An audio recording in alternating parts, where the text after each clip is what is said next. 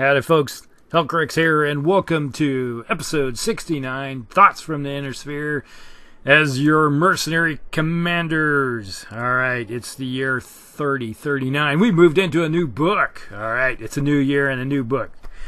And we're going to start the new year off with the Wolfhound, the 35-ton mech that, well, it always finds a way into every list that I try to make, just because I like this mech so much for what it can bring to the table. Now, there's a few other mechs that may be in the light class that other people might like because of speed or stuff like that. But this mech is something that I just enjoy. Now, let's just go into it. It's a 35-ton mech. It has a 690. It doesn't have any jump jets, which is sometimes can get it into a little bit of trouble, but we'll talk about that. We have 10 heat sinks, 120 points of armor. Actually, I think it can only carry 119, but according to this, it's maxed out. Alright, we have, for weaponry, 1 large laser in the right arm, 3 medium lasers, 1 in the right torso, 1 in the left torso, 1 in the center torso, and 1 more medium laser pointing out the back, which hardly ever gets used, and we'll talk about that. Now, what do I like about the Wolfhound? You don't see it very often in a lot of other people's lists. I'm not sure why, but it's one of those mechs that it's pure energy and it can do all those long-range operations. I look at it from the aspect of a mercenary commander, not a house commander where I have access to lots and lots of follow-on support staff and equipment and deep pockets. No, I look at it as a commander, and I'm always looking for ways to save a buck. And when you're trying to save a buck and you want to operate behind lines, you get one of those missions where you're supposed to do raiding or anything like that, and you don't want to worry about supply lines. This is a good mech. With a 6'9" movement, this thing can get up and go. Alright, there's some other light mechs out there. Let's just say the Jenner, which, you know, with its 711, it can run away and run rings around other mechs and stuff.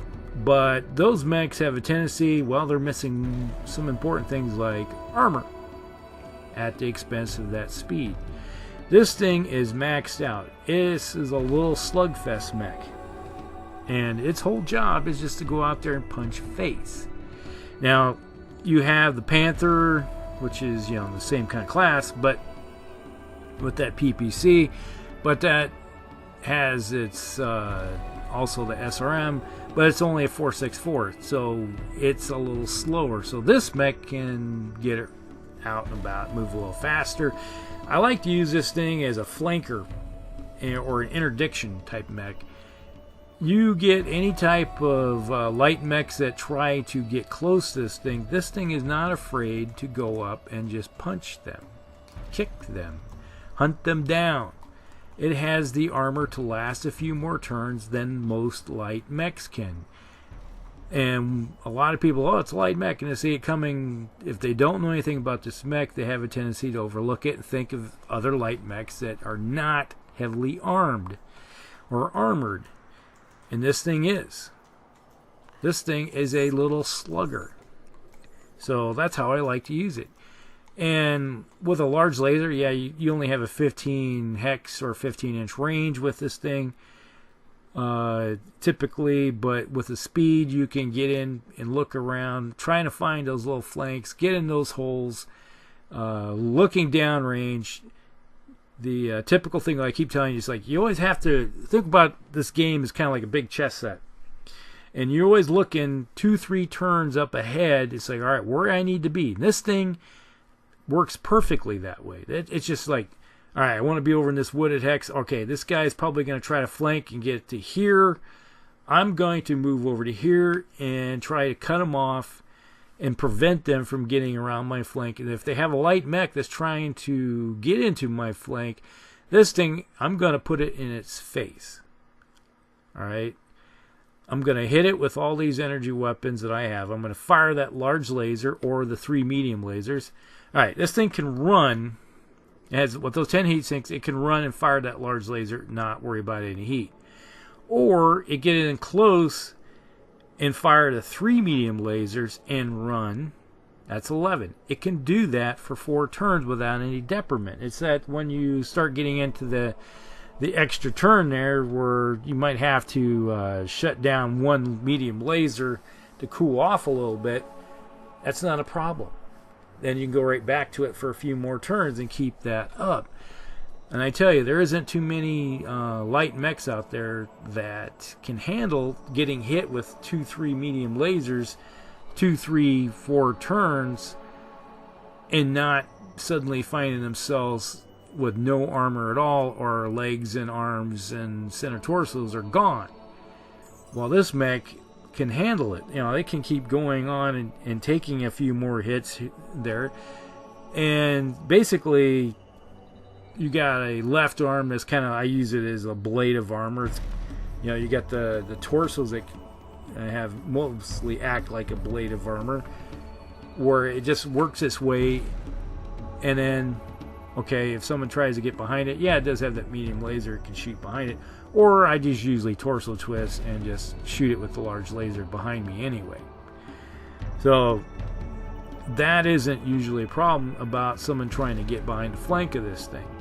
And if they put enough damage on the front of it and then they're trying to flank, I don't mind putting my back to them, because that's probably where I got more armor anyway, and I'm still going to hit them with that large laser. Or I fire the medium laser. Okay. Now, speaking of that medium laser, there's a couple ways of looking at that thing. Of the variants, they talk about pilots either replacing that medium laser for another heat sink, which really I don't really care. I can operate this thing with the way the 10 heat sinks work anyway. It works perfectly for me, so I'm not worried about turning that medium laser into a heat sink. So, or the other option is they take it and they put that medium laser and face it to the front. So you got 4 to the front. So that gives you 12 heat, firing 4 medium lasers. So, all right, you can do out 20 points of damage. I tell you, if there's any light mech out there get hit with 20 points of damage, they're going to know it. But that's at the cost of heat. So you're looking at 12, maybe 14. So you're going to be at 4 in the heat scale. You can do that 1 turn. All right. And then the next turn, you're going to have to shut one of those down and only fire 2 maybe to cool off a lot more. Or you fire 3 and then walk. You're not going to have any problem. So that's what you're looking at. It's like if you fire 4, then you're going to have to fire either 2 or 3 and a walk. Alright, so if you want to run, you can only fire 2, because you don't want to. That's the problem with any light mechs. When you slow a light mech down, it makes them easier to get hit. And losing that 1 movement modifier, suddenly you're a 5.8. Yeah, the 5.8 is still good. You're going to have potential of the +2 modifier for movement. But I'm not wanting to take that chance of slowing down any more than I have to. So a good mech pilot never heats themselves up. They watch that heat scale and they don't keep mashing the fire button, because I've talked about it before in other videos where you typically, of all the 30 years I've been playing this game, the benefit of roasting your mech doesn't outweigh your detriment to yourself. Okay, you know, it's like, I'm gonna do that alpha strike, I'm gonna kill him with everything I got. And it's like the number of times I've seen a mech try to alpha strike everything they have, throw themselves way up on the heat scale, and then suddenly they go, oh man, I'm frying. And what did you do? Oh, I hit with 1 medium laser. Oh yeah, was it worth it? No. All right.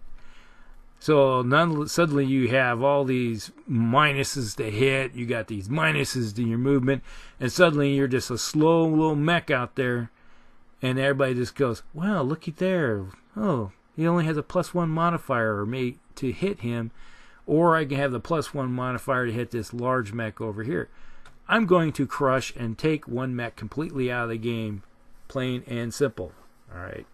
That's the kind of thought process that a lot of people will have if they see a light mech. It's easier to take one out, totally out of the game, then move on and then start munching on the other one. So if you take that light mech out, hey, I'm not worrying about him trying to get around my flanks into my rear. Then he's gone. That's one less thing you have to worry about. So that's the problem you have if you try to alpha strike. All right, back off in a tangent. Back to the Wolfhound.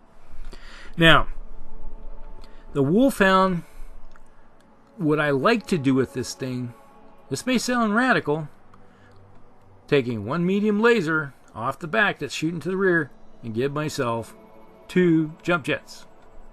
Then you're asking yourself, what good is 2 jump jets? Well, if you get into a city fight and you want to get up to a level 2 building, or you find yourself looking at a sheer cliff that you can't go up and it's 2 levels high, you can hit the jump jets and get over it. Or you see yourself looking at a heavy woods or a building that's kind of low, and you want to put that in between you and something else, or get across any type of obstacles, and you need that 2 movement, it can come in handy. Because how often, if you have that medium laser pointing to the rear, is it going to get used? Would the 2 jump jets be more useful? Possibly, yes. And I found that 2 jump jets, I found myself using it more often. Because if you don't turn that rear laser to the front and try to use it more offensively, put it to better use of helping this mech get around a little bit better. Alright, give it a little bit some jump jets. So you can move around. Maneuverability helps a mech put you into positions that get you a better fire solution later, or prevent somebody from getting a good position on you. It's kind of like the blocking, give and take. You're looking at all the different positions out there in the board or on the open table, and it's like, all right, if I can get here, I can deny somebody, leaving them in the open. Anytime you can leave a mech in the open without the benefit of any woods or anything like that, so much the better. And it may be that those 2 jump jets did the job for you. All right? Or you're looking at somebody in the face, and if you use the 2 jump jets and there's no way you can run around and get behind somebody, you could jump 2 and get behind somebody and fire the 3 medium lasers into somebody's back, because they may have 3 mechs on the line. And this guy would find it harder to run around the backside, and he's like, hey, I'm just going to take that shot and move behind him, and then I can give them a punch in the back of the head or something. All right, so you can see how that can work. So I don't know, there's other aspects of this game with the Wolfhound. Yeah, there's a lot more.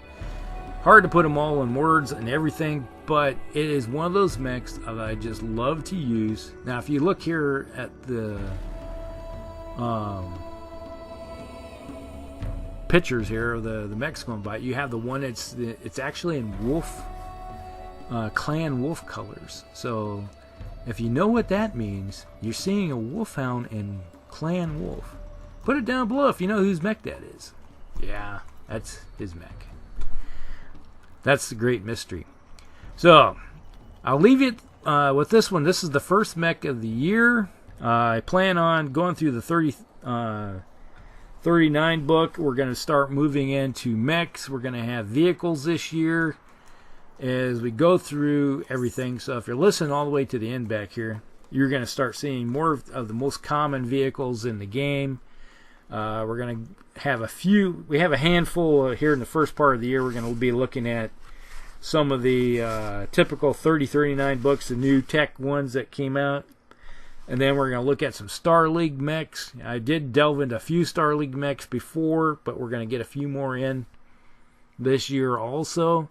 So we're going to have a lot of fun looking at everything and in the long range. Now, if you have a request, if you have any mechs or anything you want to be talked about, put it down below and I can throw it into the mix. All right? And you guys go out there and play some games. Have a good new year. And this is Helcrex, and we will talk with you later.